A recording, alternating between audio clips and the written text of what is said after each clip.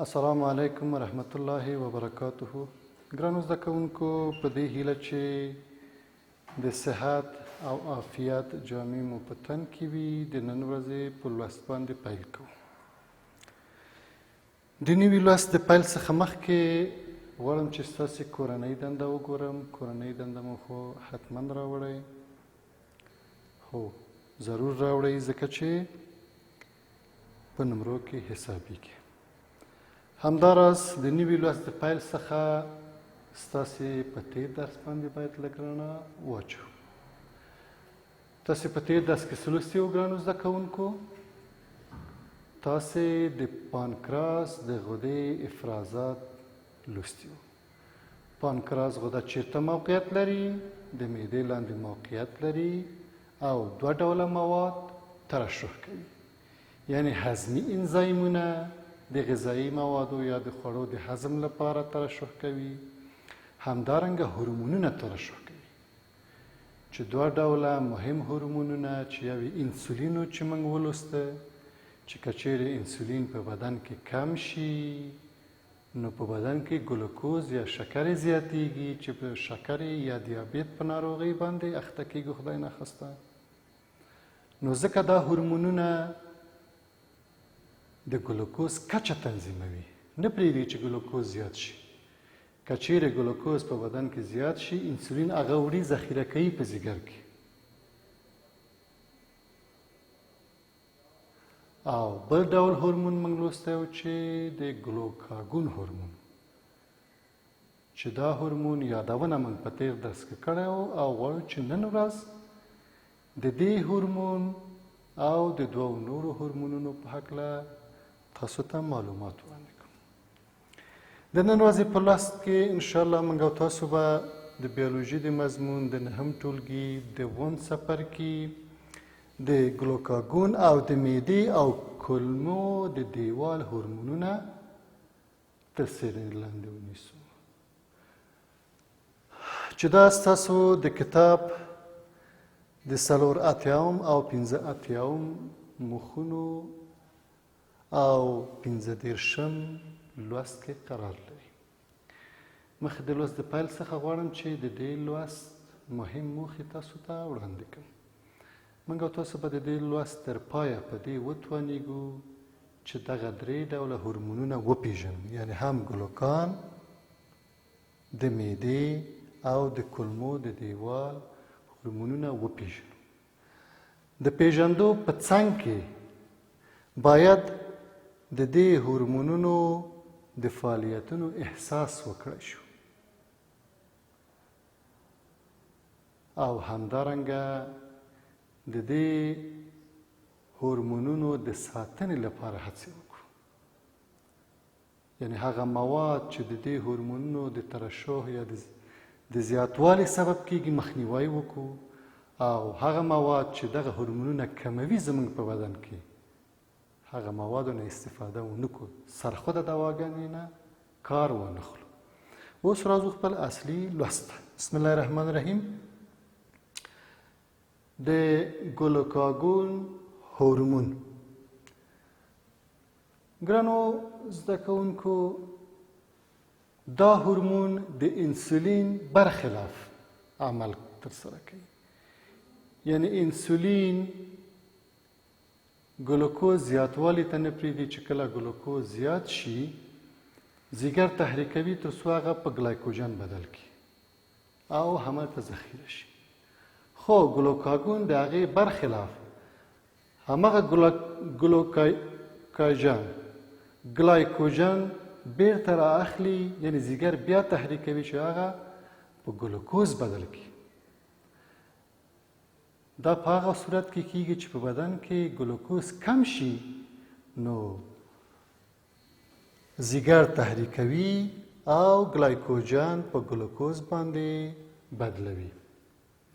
همدارنګه زموږ د کولمو او د معدې 2 نور هورمونونه دي، چې دا هورمونونه هم مهم فعالیتونه ترسره کوي. د معدې هورمون زموږ او ستاسو د ګاسترین په نوم باندې دی. ګاسترین هورمون په معده کې د معدې تیزاب زیاتوي د ضرورت په وخت کې. او همدارنګه کله چې دغه د معدې خواړه کولمو ته راشي، نو په کولمو کې بل ډول هورمون د سکریتین په نوم باندې ترشح کیږي، چې د سکریتین هورمون بیا بیرته پانکراس تحریکوي. پانکراس هڅوي د دې لپاره چې خپل هضمي انزایمونه اضافه کړي او په کولمو کې راشي تر څو چې مواد هضم کړي. ګوري چې هم د معدې هم د کولمو او همدارنګه د پانکراس د غدې هورمونونه څومره په بدن کې د اهمیت وړ دي. تاسې د کتاب انځور ته وګورئ.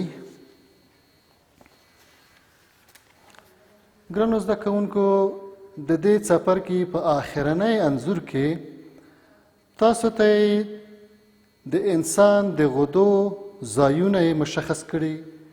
په سر دغه د انسان په سر کې چې د نخود په اندازه دغه شکل ګوري، دا د نخامیه غده ده چې تاسې مخکې لوستی وو. او د تایراید غده چې په حنجره کې قرار لري، دا د ګوري د ستوني برخه کې په حنجره د پاسه، دا د تایراید غدې موقعیت دی.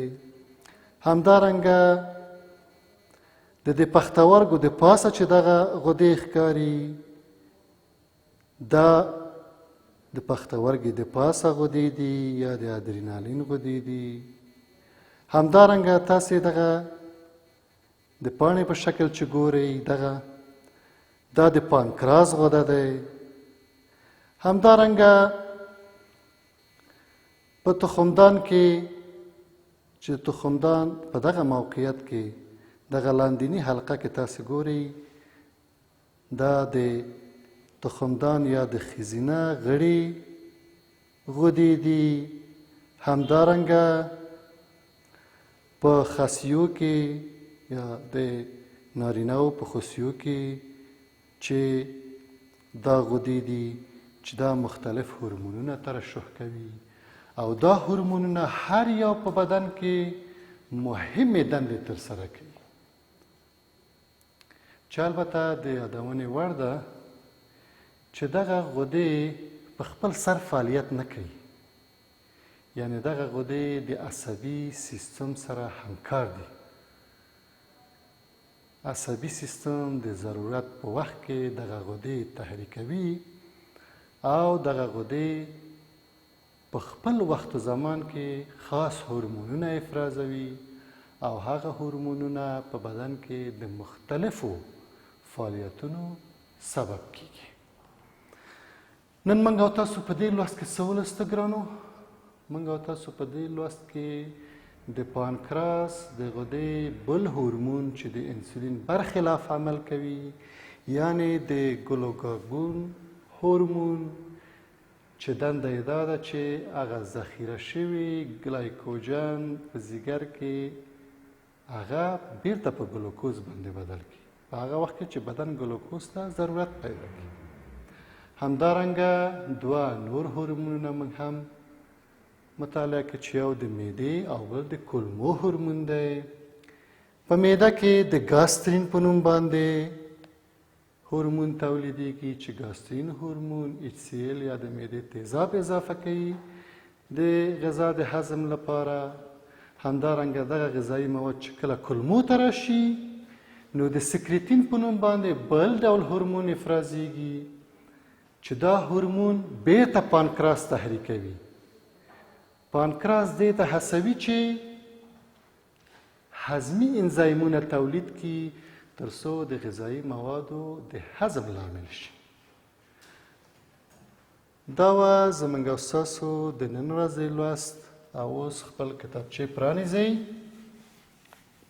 تر څو چې تاسو ته کورنۍ دنده در وسپارم. ګرانو زده کوونکو، تاسې به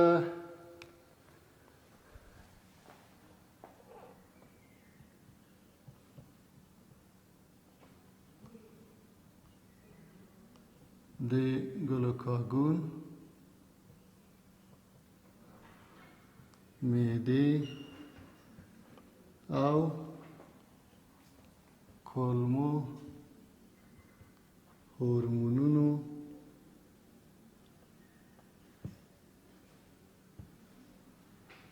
دندې ولیکئ. په بدن کې دا هورمونونه کومې دندې ترسره کوي؟ ګرانو زده کوونکو، تاسې پوهیږئ چې هورمونونه په بدن کې د مختلفو فزیولوژیکي اعمالو سبب کیږي. د بعضو موادو د کچې لکه د ګلوکوز د کچې د اندازې د زیاتېدو مخنیوی کوي، او چې کله لږ شي نو زیاتوي. لکه چې موږ او تاسو ولسته، او که چیرې په خپله په طور د مثال دغه انسولین کم شي یا نور هورمونونه کم شي یا زیات شي، د مختلفو امراضو سبب کیږي. لکه که انسولین خپل فعالیت ترسره نه کړي صحیح، په دیابیت مرض باندې خدای نخواسته اخته کیږو.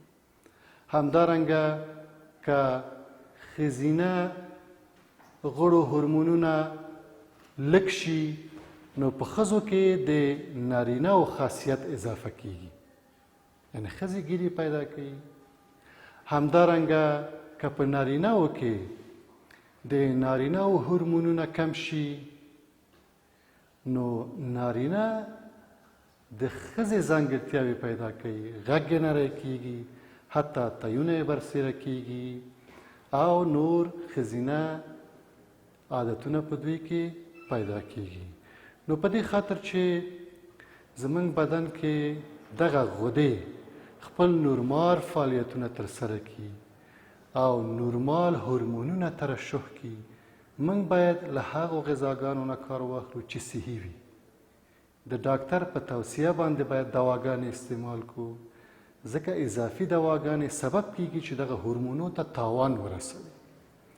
نو ځکه د سرپخوده دواګانو، مخدره توکو د استعمال څخه مخنیوی وکړو، همدارنګه صحي غذاګانې استعمال کړو، ورزشونه وکړو، تر څو زموږ بدن ټول بدن نورمال فعالیت وکړي، او د نورمال فعالیت په نتیجه کې هورمونونه او غدې هم نورمال فعالیت ترسره کوي. دا وه زموږ او ستاسو لوست. په راتلونکي کې به انشاءالله تکثري سیستم مطالعه کوو. نور مو په لوی او بخښونکي خدای سپارم. د خدای په امان.